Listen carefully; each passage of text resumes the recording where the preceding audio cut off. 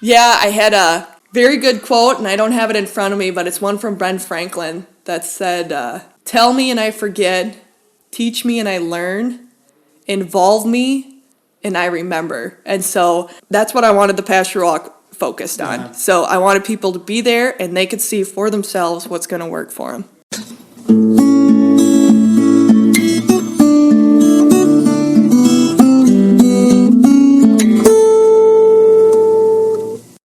Welcome to the 313th installment of Ear to the Ground, the Land Stewardship Project's podcast on family farming, regenerative agriculture, community food systems, and local democracy. I'm Brian DeVore, editor of the Land Stewardship Letter. There's a lot of talk about the value of farmer-to-farmer learning when it comes to regenerative agriculture. But what does it look like in action?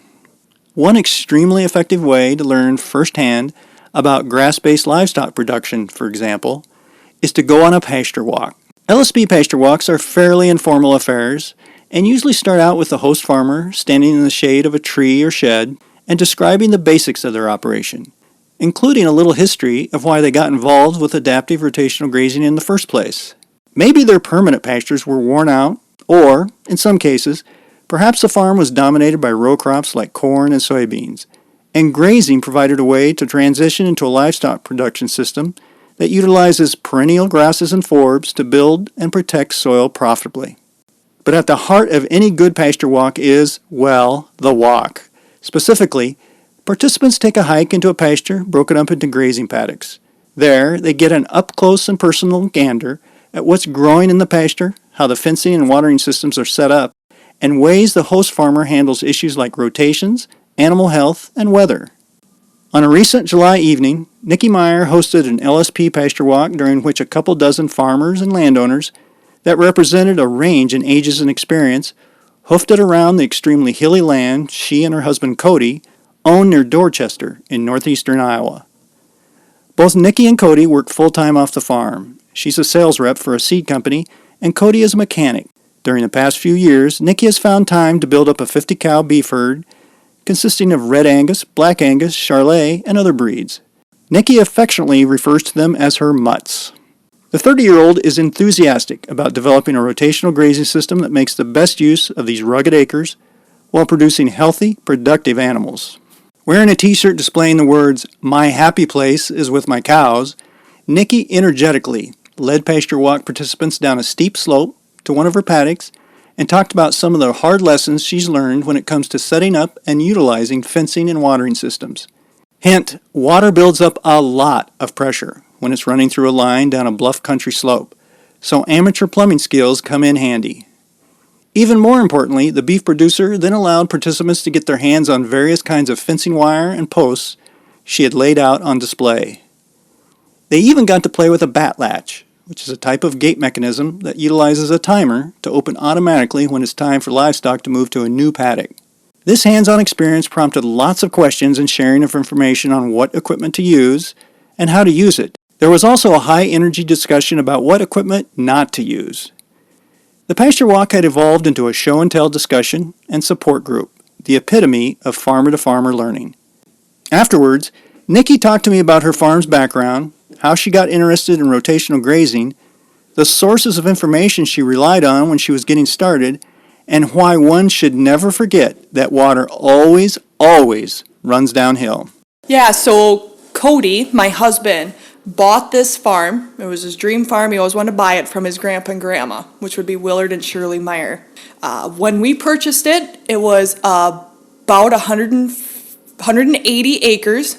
And 5 of those acres were considered with the county road. So technically, it should be 185 acres of land that he purchased. We've got, I'm going to call them a bunch of mutts, but they're a bunch of mutts of about 50 beef cows. Sometimes we're a little higher than that, sometimes we're a little lower. In 2013, we bought the herd from Willard and Cody's uncle at the time. Okay. I grew up on a farm. I love farming. It's my passion. It's imprinted on me. I can't get it out of my head. And cows have always, we grew up on a swine and beef farm where Dad farrowed to finish, and then he also calved to finish the beef herd. And I always liked the beef cows. That passion just followed me through, and I was fortunate enough to to marry Cody and his interest in it too. It's just grew from there is really what it's done. And you've got corn and beans and hay here, and in this pasture, and this farm, it sounds like it had a history of cattle on it before. Yeah, so how I got started on the rotationally grazing piece is I saw the difference of Willard and Stan. The pasture was split into two. And I could see that difference of the vegetation or just the tonnage. You know, I was on productivity is what my main goal was. I saw that difference, and then I just kept building on that. I went to other field days. I went to more educational pieces, pasture walks, extension meetings. I just saw that difference and I wanted that. So I knew it would make me better, and I always want to be better. On the corn hay, I like to call ourselves a traditional farm. We're not organic. We still use some herbicides, but I like to think that we do it in a different way. Definitely doing a IPM management, integrated pest management. I'm sweeping for bugs. I'm checking the corn. I'm checking the pastures. My biggest problem, I guess, would be multiflora rows, and unless that gets completely unbearable, then I will break down and spray, but otherwise I try to manage it with what I've got before I go to those measurements. I didn't want to put words in your mouth, but it also seems, just looking at this landscape, we're in the middle of bluff country, extremely steep ground, very prone to erosion, highly erodible land. So I would think that rotational grazing, it's obvious you guys are doing contour farming here, and you're trying to do a diversity to kind of deal with some of those erosion issues, but I would think rotational grazing would really fit nicely into that, is trying to take care of that land on this really steep ground. Yeah, definitely. I have I'm going to say it, well-placed words here, but I have a beef against erosion, and I do not like that, and I have no tolerance to that as far as, if I know that I could figure out a way to stop it, we're not going to have it. It's not going to be here. It's not going to be on this farm. When did you start rotational grazing again? 2015 would have probably been the first year to where I got polywire and put in the first high tensile piece and started moving the cows, section them in maybe in half that time, or in kind of really large areas. And then as I'm getting more comfortable, I'm making those pretty tight areas and high stock density is what you'd call that. So tell me a little bit about when you first got into it. Where were you getting the information? How were you, I'm sure it was a lot of trial and error, and you talked a little bit about this during the field day, but where were you, because that was, I think, was the point of this field day, was to help folks kind of maybe figure out the basics of fencing, watering systems, all that stuff that you kind of had to learn, but where were you getting that information? Where I started was extension meetings. I would say going to a pasture walk or a few pasture walks was my start. And then where I really went deep into it was my neighbor, who would be also my godfather, gave me a CD, and he said, "Here, listen to this. This guy has some good information." And what that CD was Gabe Brown speaking. And I don't know what the title of it was, but that was the first time where it opened my eyes to say, hey, there is a different way, or there could be a different way of thinking. And that then really drove me to going further into it. So that CD lit a spark, to which then lit a fire of looking into water lines. And a few places that I went for help on that was talking to our local NRCS of what their guidelines are and what their recommendations would be, building off that, talking to, at that time there wasn't a whole bunch of people I knew that had water lines, but at one time I talked to an extension engineer on this much drop of elevation will increase this much pressure in your pipe. And if you have, figure out where your elevations are, and then you might have to go up a size on the pipe, on a PSI scale. Those people helped me. NRCS, I think I already mentioned that. Extension service, other farmers, and just Google search. So take us from, you did a really good job, I think, of laying out the basics of, you started out with watering systems, then you talked a little bit about fencing and some of that. So let's start with, say, watering systems. That seems like that's one of the real priorities, especially in this area where you're running water down a hill and, pressure, you have to deal with pressure issues and all of that. But what are some of the basics? And, you admit it, you don't have everything figured out. You're still kind of learning by trial and error. But what are some basics you would recommend to somebody to really start looking at if they are going to put in a rotational grazing system, and I guess start with the watering systems? Well, how I started today, and that's probably where I'm going to go with this question, is what species do you have? At some of the hottest times of the year, how much water do they need? We need to know the water amounts to know what large or small of a system that we need. From there, on my learning experience was I had to become a simplified plumber. Know what your pipe thread is, know what your hose thread is. Those are different. Figure out your barbed ends, how to put those together. In today's pasture walk, I described that I started with plastic. To me, that was a big no-no, and I won't do that again because that's where my leaks were. That's where they dripped. From there, I should back up a little bit and say that we need to know the first thing that animals need. We all need water. And so that is where I started, and that is where I do believe you need to start, because water will drive efficiencies throughout the pasture. Even if you don't go polywire or have the capabilities of doing anything electrified at the moment, just having well-placed water is going to increase it. And that's where I think a person should start. What are some real lessons you learned, like maybe some mistakes or some real fallbacks that you had where you really learned some hard lessons? On the water line, just sticking with that, the hard lesson was don't burn the road ditches, for, say, insect control or weed damage, because that jumped over to my water line and it burnt that up. So we had to fix that, and you're going to just learn little things on the way. I had many times where I had the wrong fittings. I had the point that our local farm store, they're awesome. I would just bring the fittings I already had purchased, from them, and I'd be like, okay, I need to go from here to there. How can I do that the most efficiently? And those guys helped me out. There was so many times I did that. On the polywire fencing, one of my goals today was to show people I've got 5 different kinds of posts. And there's 2 posts I'm not a huge fan of. I've learned now that I will spend some money on some good fencing supplies is what I've learned. I've also learned on the different strands. So I've got poly wire, which is just a twist, a poly twist. Maybe I should call it the poly twist. And then there's a poly braid, and then I have the poly tape. I would never buy the twist again because it gets caught up in some of the posts that I don't like. And that's pretty much the reason why I don't like them. I've also bought a different wire that is black and yellow, and that had never worked for me, and so I won't buy that again. So there's a lot of trial and error in what I've done, and hopefully today that showed some different people, why I do it, and if it works for them. I mean, there's people there too today that said, why don't you do it this way? Well, maybe I should.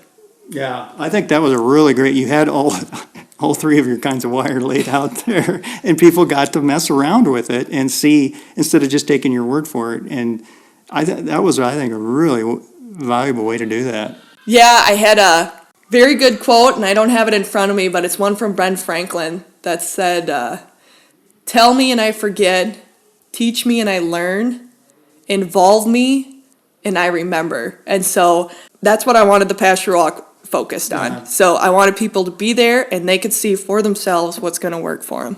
Yeah, that was really good. Is there anything about pasture management in general that you have learned some hard lessons on, or that you're going to maybe look at changing in the future? Anything just about the management of the pastures in general? Longer rest periods. We've had a drought, pretty much. Today we got 3/10 at 2 o'clock, so it was nice to wash everything off and have it clean for the pasture walk. But that's a really good question. I'd probably go just keeping the paddocks, making smaller paddocks. That's the goal. That's the direction I'm going to go. Making sure you have diverse plants out there too.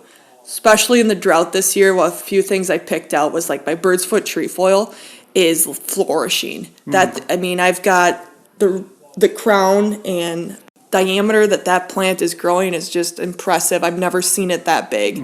So having those at one point, I looked out in my pasture and I'm like, wow, the whole pasture needs to be bird's foot trefoil because that's the only thing growing in this drought. So having that diversity out there is important, and I can see that now. I've got too many cool seasons grasses, so hopefully in the future I can change that up. How many acres of pasture are you grazing? We've got a rented pasture that is about 120 acres. Now keep in mind, and I know you said this, that this is bluff country. Yeah. And so a lot of those are trees Yeah. on that 120 acres. But what I figure on our home farm, I have enough grass, of just grass. If you cut out all the trees, if you took a map and cut out all the trees, there's probably about 40 acres of grass on just our home farm. And so the 40 acres and then the 120, I've never tried to figure out how much grass is on that. So that's what I got for total. And honestly, I run out of grass. I can make it from, we usually let the girls out Mother's Day weekend, and then I will have to give them a bale of hay sometime in October. So I can go about the 205 days. How old are you? I am 30. I just turned 30 this year. New decade, actually. Yeah. Congratulations. It's all downhill. No, it's So do you have future plans as far as where you'd like to see this farm be in 5 years, something like that? Our goals going forward are going to be, gosh, I'm just happy with where I'm at. I'm not sure. I should probably just tightening stuff up. I want to get that, actually my cow, I'm taking it out of just pasture focus. My cow management goal is to get smaller framed cows. Right now, I'm impressed by what they weigh. I definitely am like, oh, that girl is 1,000 pounds, and I go sell her at the coal market, and she's easily 1,200. Or actually, real numbers is I got some of these girls are 17, and I can see where that is inefficient on the grass. I could have, on those same pounds, I could have another cow and calf there. And doing that math is an easy one for me to go get that challenge of how can I get some smaller framed cows. So on the cow management side, that's what I'm going to do. On the pasture management, it's keep making it smaller. And what I'd like to do is just keep paddocking it, making more paddocks is what I'm going to do so that I can keep running polywire across, section them off. What breeds do you got out there? I mean, what do you got going out there? Yeah, I always like introducing them as a bunch of mutts, but I've got some Red Angus. That's where that'd be my favorite, is the Red Angus breed. There's Black Angus out there. There's Charolais. We got the Buckskin, which is between the Red Angus and the Charolais. There's a Semi-Angus Gale out there. Limousine. I know one of them has some Limousine. So we've got almost everything. I don't think I have Hereford. I guess maybe I'm out on the Herefords, but there is definitely a black and white cow out there with a white face. So I think she might have genetics in the Hereford side. I just don't know it. It sounds like you're kind of having fun. Oh yeah, I'm excited. Every weekend, if I got time, I'll get up early in the morning on Saturday morning and I'm gonna go check the cows. So I love going down there. When they're around me, I can darn near just reach my hand out and stroke all their backs, and I can walk in among them, and I love being around them. I don't know what it is. I don't have the answers to that why, but I have a heck of a good time. Well, and it shows, and I think going back to this field day, what to me a successful field day is when whoever's hosting gives their presentation or whatever, but then when you see farmers break up into small groups after the official presentation and kind of share information. And I definitely saw that, and you were part of some of those groups and maybe going around, but people were sharing information. I mean, that must be so invaluable and kind of fun to see, because you probably would have benefited from that more when you were getting started. Yeah, that actually, I noticed that too. That was a good observation, and I wish I could have been like a jackrabbit jumping around in each conversation, but I had how I tie up. I was showing someone how I tie up when I'm not on the reel end, I'm on the handle end, how I tie that up so you don't have to walk back to the reel end to tie your fence up. I was sharing that. A couple people, I ran out of time. I had way too much information, too much topics to cover. A couple people wanted to know, how do I make my own DIY solar powered fencer?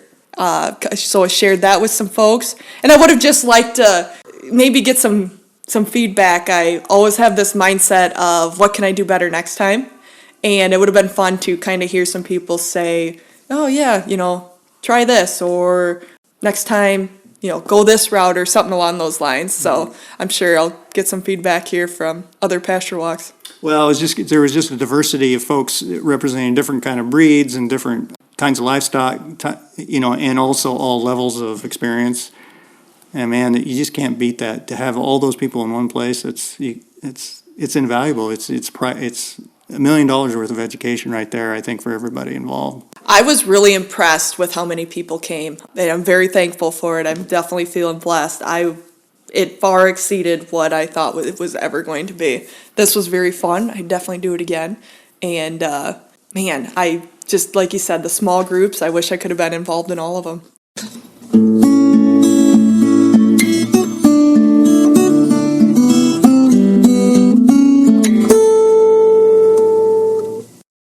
For more information on building soil health profitably utilizing grazing, see the podcast page for Ear to the Ground episode 313 at landstewardshipproject.org.